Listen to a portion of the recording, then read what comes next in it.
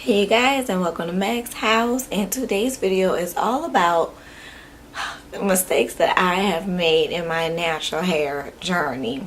Before I jump into the video, I want to encourage you to subscribe to this channel, check out some of my other videos, share it with a friend, family member, anybody who you think the information might help. Share it with them, girl. Don't be stingy. Anyway, and also, my voice is a little today. Kind of got a little something going on with my throat situation, but we gonna pump through it today, okay? All that being said, let's jump into the video. So probably the biggest thing I did in my natural hair journey that was a mistake was dyeing my hair at home. This was about 2 years ago. Well, I dyed it several times, but it was one major time that I used a 4D developer. I think it come in 10, 20, 40. I used a 40 developer. And I had like 3 different colors. And my goal at the time was I wanted like this kind of ombre hair with the blonde highlights and stuff. But I didn't want to pay for all those different salon visits, like, because it would have been a process of kind of having to go in, then lighten it, then wait a little while and lighten it some more, and then add the highlights, and it could have been like 2 or 3 visits. When I tell you, I feel like it took so long for my hair to recover. And even later, like the blonde that you see now, I did go get that professionally put in, but like the areas in the front that had that leftover hair that had been dyed, that it didn't take too well to the new dye and stuff. Like, it definitely started straightening out my hair. So I would suggest leave it to a professional when it comes to dyeing your hair. And also because it is natural hair, it's thick hair, it's curly, like it's a lot easier for someone else to be partying and managing time with your hair and looking all back here. You know, yes, you can take a mirror, and yes, you can try and separate. I'm just saying, that's number 2. So I also, now this was in the beginning of my journey, I did a texturizer in my hair, which I decided I'm going to just leave this in for longer because like I was having a not so good moment with my hair. Then I just figured, yeah, I'm going to leave this in, and I pretty much straightened my hair. So that's why, like, when people ask me how long have I been natural, it's like 5 years, but I kind of big chopped twice in between. So like I had to start all over because I straightened my hair with a texturizer. So speaking of being in a not so good place for my hair, number 3, I was in that not so good place because as a new natural back then, especially because see now I feel like it's more people, I love natural hair, everybody wants to go natural and stuff. Back then, a mistake that I made was hating my natural hair type. I do have type 4 hair, as you all can see. Like, this is a wash and go on me. I didn't cut my hair. My hair still comes way down here. You can see it just really shrinks to this length.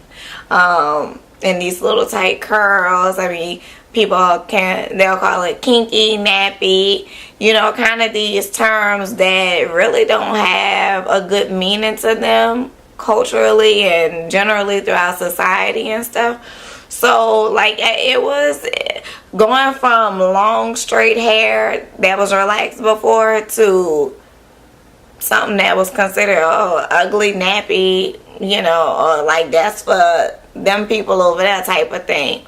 Like, I just had a very negative outlook. So I would do stuff like texturize my hair to try and make it into something different. I wanted my curls to be looser.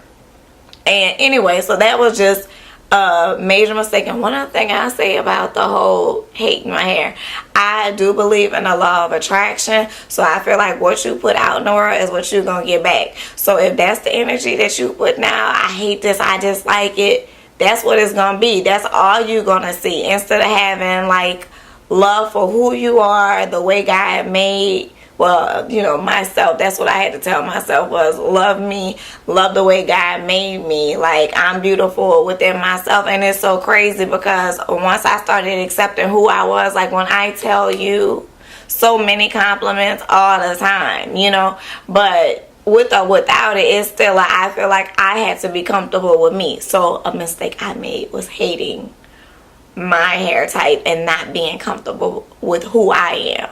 So moving on to the next one, along with kind of the whole dislike for my hair type, a mistake I made was looking at other people's hair types that wasn't like mine. So I'm not saying that someone shouldn't or couldn't or can't. I'm just saying that, okay, it's not good to look at somebody else and make yourself wish that you were like that person, you know. And speaking of this, a scripture comes to my mind. I had to pull it up on my phone. Jeremiah 1:5 says, before I formed you in the womb, I knew you. Before you were born, I set you apart.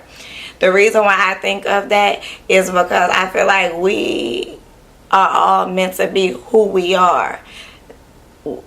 Everybody's genetic code, DNA, is different from the next, you know. So who you are, how you are made, how you look, how I look, this is what it's supposed to be. It's not supposed to be anything other than that, you know. And I feel that sometimes, like, looking at other people, it's like, oh, look, her curls are like wavy, and oh, her curl pattern is way looser, and oh, she has it so easy because, you know, her wash and go, she can really just wear that. She can like slap some leave-in and gel and just wear that. You know, I can't do that. Like, all of those, again, back to those negative thoughts, it's not going to help the situation. You know, it's not going to make life any better or make you feel, it didn't make me feel better about myself. In fact, it's really kind of depressing, you know.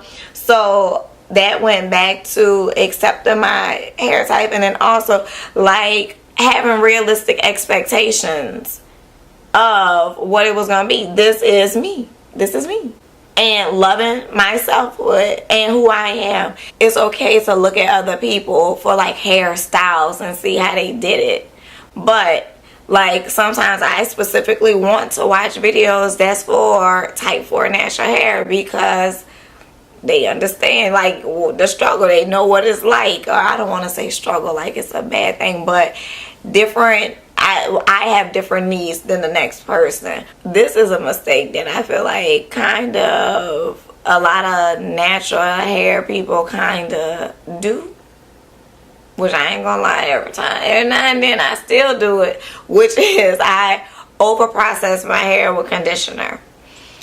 A lot of naturals, like I said, including myself, I get lazy sometimes, sleep with conditioner in our hair, or we'll put that conditioner in the morning, we'll go run errands, or put conditioner in, put a hat on or something, or tie a scarf up or something. We'll go run errands, we'll go to work, we will go to the gym, we will go everywhere in the world with that conditioner in our hair. But literally on the back of a lot of those containers, it says leave on for 20 to 30 minutes without heat, and then with heat maybe 10 to 15 minutes. Okay, the thing about that is, like, you ever heard of too much of a good thing? That's pretty much the saying that applies to that, a cliche that applies to that. What ends up happening is it makes the hair too soft, too mushy, and like, so somebody might be wondering, oh, why aren't my hairstyles coming out the same? Or when I go outside, my hair is limp and mushy. It could be that you over conditioned your hair. It has to be a balance, and that's when they talk about the whole protein and moisture balance. It has to be a balance to it.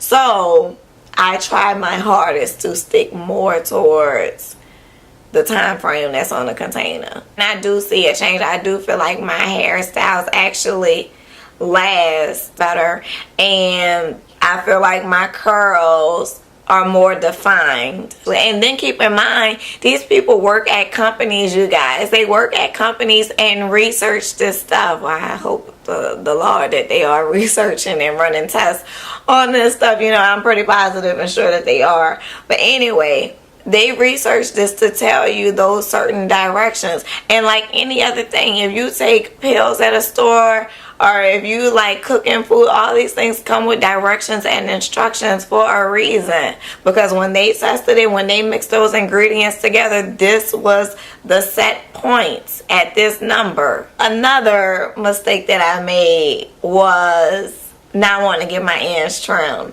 I felt like my hair is natural. I don't need to do that like that. Or I have worked hard. Y'all know how it is. Like I said, y'all see my hair, I have some shrinkage.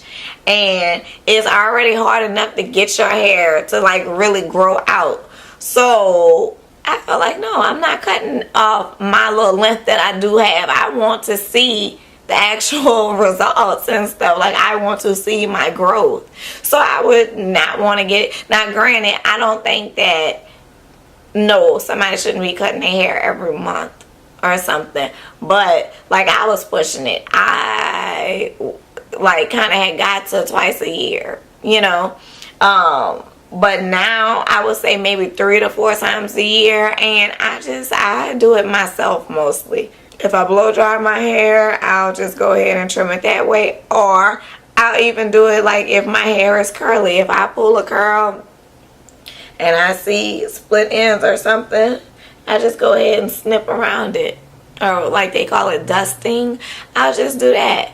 And then another thing too, I was avoiding getting my hair trimmed because I wanted to see the growth. But all that does is make more breakage. And you end up having to cut off more hair, or I ended up having to cut off more hair than I would have had I just trimmed it like I should have. If it starts looking like you can start seeing through the ends of your hair, it probably means that stuff needs to be cut off. But you couldn't tell me that because I was like, my hair long, you can't tell me nothing, girl. Like, who ain't got hang time? So number 7. A mistake that I made was combing through knots in my hair. So instead of like maybe trying to detangle it, finger detangle it, and knowing when to do it, which I have a detangling video, I'll link it above or try and put it at the end of this video. Yeah, I had to learn how to detangle my hair because I would just get frustrated. Like, you know, sometimes natural hair can take a long amount of time to get the job done. And yeah, I'll just be, you know, and whereas now I really sit there and say if I get to a knot, I'll pull out each strand until I get to where it's actually like, and it typically is just 2 strands that's knotted together, and it's one that probably shedded and is somehow wrapped and attached around that one piece, and I basically just cut it right above that knot. And instead of having a whole couple of strands that I just ripped through with a comb, and then now I'm causing broken off hair that probably has split ends, you know. Number 8, I definitely would make mistakes not planning appropriately in terms of time for doing my hair. Like I said, sometimes natural hair takes a while, and I feel like I should, you know, you have to sit down and really be like, all right, I know this is about to be a day or somehow half a day at least, you know, until you kind of get your regimen and what works for you down.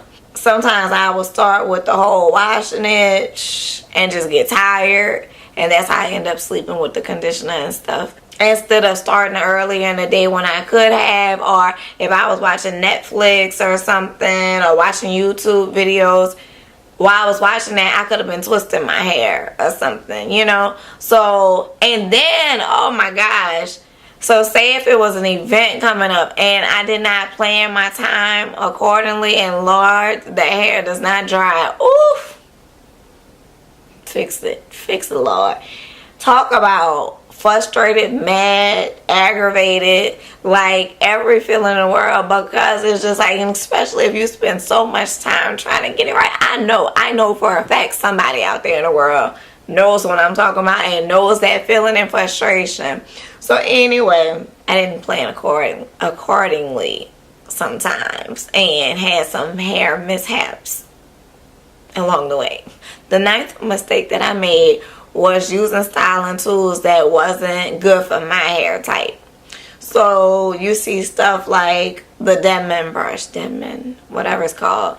I got a little generic one when I first went natural that I did use that until the brakes fell off, okay?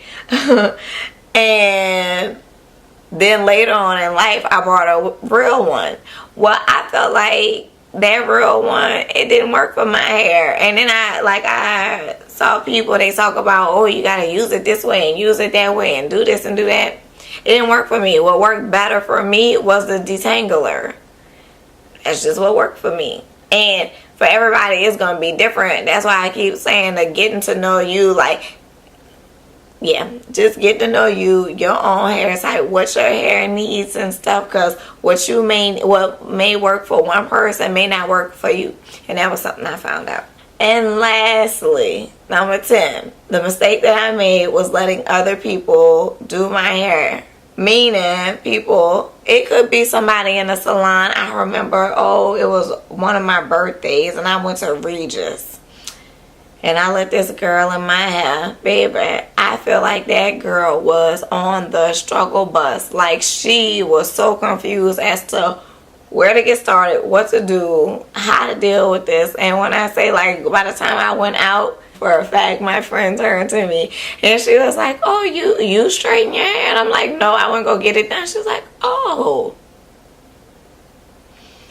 Nah, is that the response you want when you pay good money for somebody else to do it? So, number one, research your hairstylist. I tend to like to go to people who just are natural hairstylists, basically. So, and then friends and family, okay? Friends and family who don't know where to start. They trying to go right at the roots with the comb and out. You can't do that with natural hair, especially not this hair right here. No. And so, like, say even if there's somebody you're like, oh, I'm gonna just get them to like braid my hair for a protective style or whatever. Like, you just gotta be careful because everybody don't know how to maneuver through different hair types. And don't assume just because somebody has natural hair that they know how to deal with your natural hair type in particular, because that don't always be the case. Okay, so that was a mistake that I made. So that wraps it up for these 10 mistakes. Hopefully I've shared some information with you that will help you avoid making some of the mistakes that I made. Share this video with a friend, like I said, and I'll catch you on the next one.